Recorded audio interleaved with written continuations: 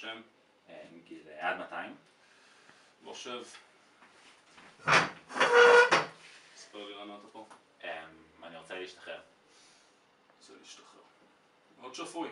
כולם רוצים להשתחרר. אי אפשר. אבל למה? אם כולם חותמים, מה זה משנה אחד פחות? בסדר. שכולם יעשו 3 שנים, ובסוף הטלפיונים ישתחררו אחרונים מהצבא, זה נראה לך הגיוני? וואלה, כן. זה בדיוק מה שמשלמי המיסים רוצים. אסור לנו לרד לרמה שלהם. מבין? תקשיב, זה פשוט נראה לי קצת קיצוני. אני מסתובב מגיל 12, רוצה להשתחרר, לראות עולם. שטויות. זה טוב בשבילך. על המרת שירות, שמעת? שמעתי, אבל תראה, דוקטור... פרופסור. תראה, פרופסור, אם כולם חותמים המרה, מה זה משנה? ואם כולם רוצים לטוס לתאילנד בגיל 21, זה גם מה שאתה תרצה? כן. תקשיב לי טוב. אף אחד לא רוצה לעשות עוד שירות אחרי ההתמחות. אבל כולם עושים את זה בכל מקרה. אתה יודע למה? כי צמרטון אמיתי לא משתחרר! אתה צמרטון אמיתי? יופי. שמח שהתאפסת על עצמך. בוא תחתום לי פה על קורס פום, ונעשה כאילו השיחה הזאת לעולם לא התקיימה. איפה חותמים?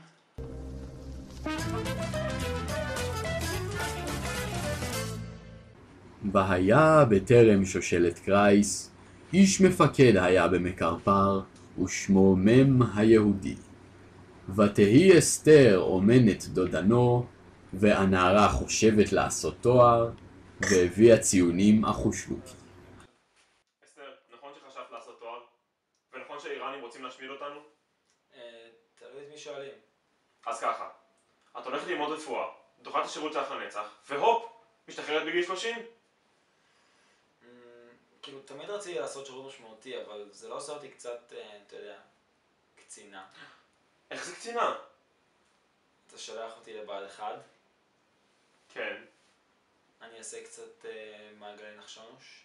כן. נו, אז קצינה? זה לא קצינה. קצינה. קרפגית. קצינה. סרן ודוקטור. קצינה. אפשרויות קידום אינסופיות. קצינה. למה זה קצינה? תראה, אתה שולח אותי לפקד חובשים? כן. לך יוצא מזה משהו? בוודאי, זה יציל חיילים. אבל אם תסיימי את המסלול, גרת שוקר לך תודה לנצח. השם שלך יופיע כרטיס בהצדעה. תזכי לכרטיס לסרט חינם. אוקיי, אז בוא נזכור מה היה לנו כאן.